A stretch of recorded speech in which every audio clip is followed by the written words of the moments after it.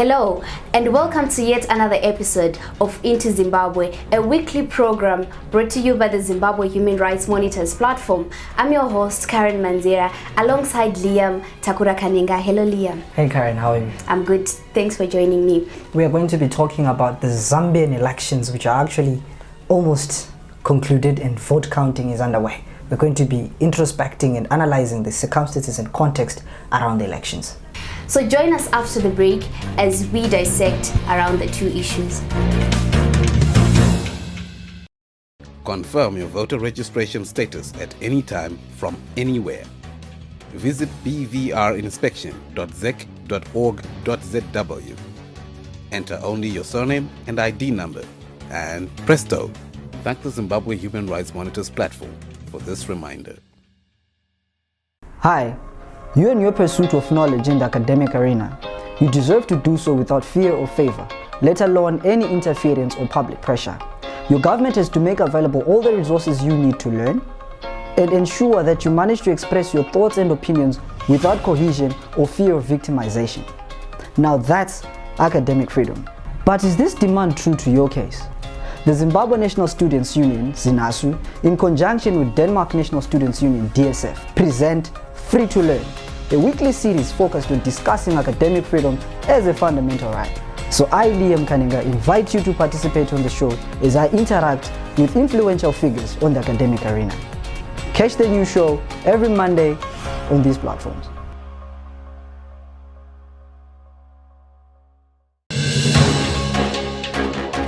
Welcome back. We're still into Zimbabwe and I'm still with Liam Kaninga. Liam, the Zambian election. Thank you, Karen. When we look at the Zambian election, we have to understand the background and the context under which the elections are happening.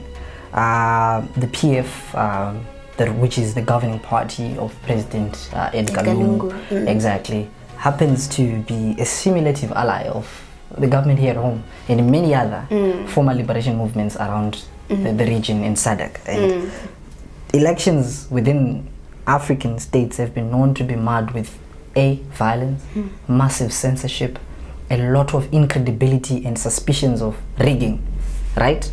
And these are the four things as well that are also taking their brand of label on the Zambian election. And right now as we speak, there's been a massive social media like shutdown. WhatsApp, Instagram, Facebook, Twitter, they're all shut down in Zambia. And citizens are actually using VPN, to access internet and communicate details. And this is an election with observers. Remember, the Southern African Human Rights Defenders Network is also there it has also deployed its observer mission there, and they're there watching. And it's creating a feedback conclusion gap where we're not getting like it. Yeah, I think you understand what I'm talking about. It creates that, it bars the right to access to information. So when this is all happening, it raises suspicion as to the credibility of the election. What is there to hide? What is President Edgar Lungu hiding, right? Then secondly, the issues to do with violence.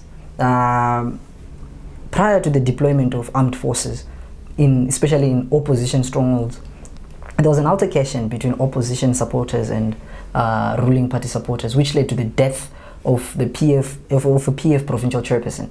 And we've seen President Edgar Lungu deploying armed forces. And the heavy presence of armed forces itself is intimidatory.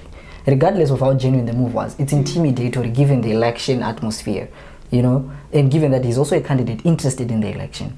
And one of his officials was caught on Zim justifying the act, saying it has happened in Zimbabwe, it has happened in South Africa, it has happened in the USA, it has happened in Uganda. And the counter argument to that is, firstly, one, the fact that it has happened to other countries doesn't make it right. Secondly, the operational dynamics are different, especially when you look at what happened in Zimbabwe. In Zimbabwe, the armed forces came down to quill down protesters. Not that they were right. They used live ammunition to fire at unarmed protesters. It led to the death of 6 civilians, and one of them was not even protesting. You see, the messy casualties it brings in. And then in Uganda, it also happened in a similar fashion. There was violence, Bobby Wine versus President Yoweri Kaguta Museveni. There was internet shutdown as well. Exactly, massive human rights violations coming up with these actions in Africa. And it soils down the credibility of African plebiscites and political processes. You know, it makes us a laughing stock to the world. Democracy itself becomes flawed in that case. And when we look at this now, it even raises doubts as to whether the vote is going to be reflective of what the masses want. Thanks for that background. You know, as a neighbor of Zambia, and Exactly. you know, our government is a strong ally of the Zambian ruling party. Exactly. And we as a nation are also moving into the election 2023. environment. Yes. And you know, seeing that happening in the region, and you know, the regional presidents are not calling the Zambian president to order. Does it mean that, or is it not a reflection of what might as well happen to us? Well, yeah, you have a point, Karen. It speaks volumes to the election atmosphere that is going to be the election atmosphere in Zimbabwe. It makes it hard for African presidents, be it regionally or continentally, to actually call out President Edgar Lungu, especially President Yoweri Kaguta Museveni. You did the same. President Emerson Mnangagwa, January 14, 2019, he shut down the internet and he deployed armed forces. They did the same thing that they're doing in Zambia. President Cyril Ramaphosa, as AU chair, can he do the same? No, he can't. Exactly. So it all comes down now to the genuineness of leadership in the region and on the continent, especially in terms of monitoring and promoting democracy across the African continent, as according to the Banjul Declaration, which every member of the African Union is a signatory to. That there has to be promotion of democracy and then human and people's rights. So now, are they promoting these human and people's rights? No, because when you deny people right to access to social media, you've denied them the right to communicate, the right to freedom of expression, the right to access to information, the right. They are fundamental freedoms. Even when you intimidate them, heavy military presence during an election.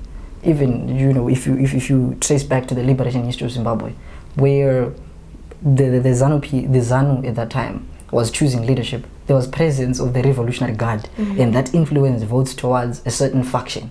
So the heavy presence of armed forces has an effect it has on votes, and that effect itself can culminate into rigging, creating an unfair competitive advantage. So incumbents should desist from using their political assertive armory that they gained because of them being elected officials against opposition. They should learn to run fair, free and fair, transparent and clean. You understand? And then one good thing that is there to take away from the Zambian election is the mass, the voters itself, the population. 54% of the voter turnout was influenced by young people. We even saw graduates wearing their graduation regalia, going to vote. Young people turned out to vote. People went to vote in mass. In order to fight rigging, people have to vote in mass. Massive voter turnout. And having a 54% youth voter turnout in a population dominated by young people is a lot. In Zimbabwe, the most we've had are approximately 44 to 45. It's less than 50%. Which is less than 50%. Exactly. So it shows that there's more that can be done in Zimbabwe. And the hope of change itself, the hope of credibility, the hope of democracy itself, and the confidence around democratic processes is still alive in Zambia. And that's an inspiration that Zimbabwe can draw. And it speaks a lot in terms of voter registration, because voters need to be registered. And it speaks a lot to voter turnout and participation, going to register and actually going out to vote, which is something that Zimbabwe has to learn. So that's not, like, apart from the human rights violations or the tone of human rights violations, the takeaway again is that young people need to turn out to exactly vote. A consensus to just go and vote. It doesn't matter who you vote for, just go and vote. Add confidence to the process. And then also, again, something that we also have to look at is the rapid response of civil society, international and regional civil society organizations on the ground. It was well organized, and even the active mass media communication. Even if the social media platforms were shut down in Zambia, the internet, even if the internet and social media were shut down in Zambia, we still had people using VPNs. We still had journalists covering it, CNN, regional media covering it, everything. And that's the same vigilance we need when it comes to Zimbabwe. And then also there was another issue, an interesting issue, where a car was stormed and stoned by voters, and it was suspected to be carrying ballots that were going to be stuffed, you know. And in this circumstance, defending the vote, active vigilance of citizens helped protect democracy. That car was stormed. I'm not saying violence is okay, but I'm saying defending the vote. We even had people that were sleeping at the polling stations, guarding the vote. There's even a lady whom Hopo Chimono posted in his Facebook account that she was offering people snacks and lunch for just being at the polling stations to make sure that they vote, they don't go home, and they guard the vote. But that is the kind of vigilance we need. That's the kind of coordination and dedication we now need in Zimbabwe. We can still do that. 2008 showed us that people can still vote, even if the voter turnout was minimal. But people showed that it is possible. In 2013, regardless of the Nikuv conspiracy, people voted. In 2018, we saw it. And that was the highest voter turnout like we have had since 2008. And even you saw that the election margin gaps that were there, 2 point something million between the winner and the runner-up. So we still can achieve more. I admire that political parties have gone all out now to encourage people to vote. ZANU-PF is eyeing 5 million votes. MDC is still going with their 2 million votes. Regardless of the realisticness within the bids of 5 million and 2 million. But they're encouraging people to go and vote. And that is something that Zimbabwe ought to take away from, that we need to go vote. So apart from the president of human rights violations, we've seen that they cannot succeed in quashing down the voice of the people when they go out to vote in mass. Zimbabweans need to learn to go and vote in mass, registering to vote, actually going out to vote. And then there hasn't been much of gender analysis or around the dynamics of voter turnout in Zambia, but all in all that is said is that there's been a massive voter turnout and the election is too close to call. And it is even said that some certain strongholds are shifting. You know, the voter pattern is shifting. Where it used to be a ruling party stronghold, we are seeing that this time the opposition has taken it.